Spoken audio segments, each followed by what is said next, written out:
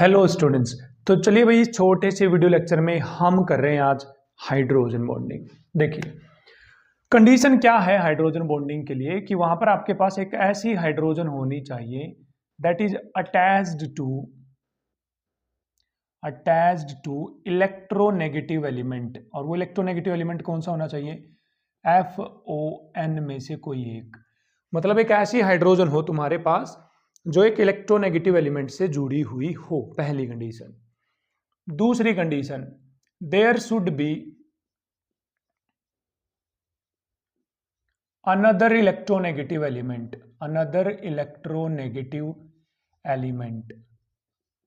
Around that hydrogen. ठीक, तो वो जो हाइड्रोजन है इलेक्ट्रोनेगेटिव एलिमेंट से जो जुड़ी हुई है, उसके चारों तरफ या आसपास में कोई दूसरा इलेक्ट्रोनेगेटिव एलिमेंट हो, तब हाइड्रोजन बॉन्डिंग होगी। ठीक है, तो सुनिए कैसे। जैसे बच्चा ये HF है और यहां पर भी HF है, तो बताओ कंडीशन फुलफिल हो रही है नहीं हो रही है? हाँ जी सर, देखो हाइड्रोजन इलेक्ट्रोनेगेटिव एलिमेंट से जुड़ी हुई है, बिल्कुल जुड़ी हुई है। और इसके आस पड़ोस में देखो इधर कोई दूसरा इलेक्ट्रोनेगेटिव एलिमेंट है, हाँ, तो इस इलेक्ट्रोनेगेटिव एलिमेंट और इस हाइड्रोजन के बीच में अट्रैक्शन होने लग जाएगी, ये कहलाता है हाइड्रोजन बॉन्डिंग।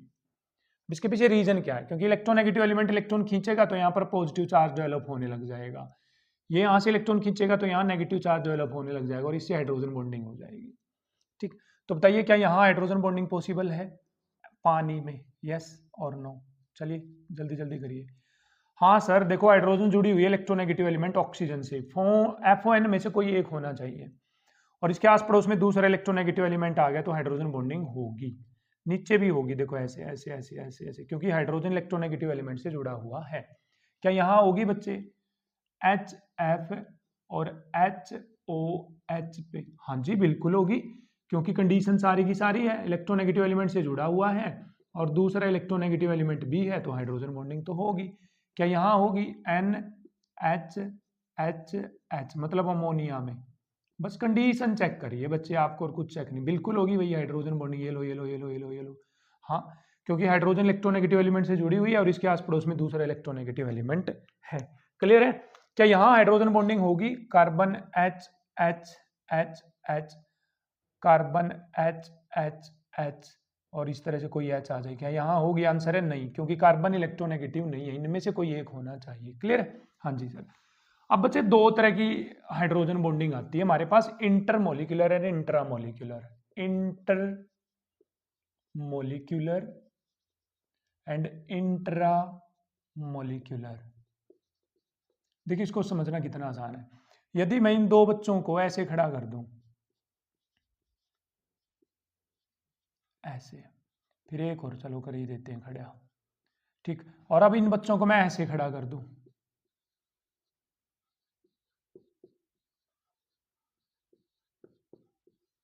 समझिए क्या है। यदि कोई मॉलिक्यूल किसी दूसरे मॉलिक्यूल के साथ हाइड्रोजन बॉन्डिंग करेगा तो ये इंटरमोलिक्यूलर है। जैसे मैं हाथ दूसरे बंदे से मिलाऊंगा, किसी दूसरे बंदे से, तो ये इंटरमोलिक्यूलर है। लेकिन मैं मेरा ही हाथ पकड़ लूं, मतलब किसी मॉलिक्यूल के अंदर ही हाइड्रोजन बॉन्डिंग हो रही है, तो वो क्या है? Intramolecular. With in a molecule hydrogen bonding है तो इंट्रामोलिक्यूलर, विद डिफरेंट मॉलिक्यूल्स तो इंटरमोलिक्यूलर। जैसे बताइए भाई, HF एक अलग मॉलिक्यूल है और HF एक अलग मॉलिक्यूल है, भले ये सेम है लेकिन है तो अलग अलग, तो यहाँ जो हाइड्रोजन बॉन्डिंग होगी इंटरमोलिक्यूलर। बताइए पानी और पानी के बीच में जो हाइड्रोजन बॉन्डिंग होगी कौन सी होगी? इंटरमोलिक्यूलर।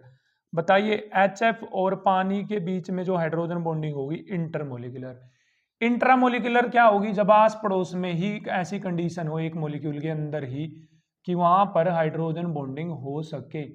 ठीक है, जैसे यहाँ पर ये इंट्रामोलिक्यूलर हाइड्रोजन बॉन्डिंग है। क्लियर है?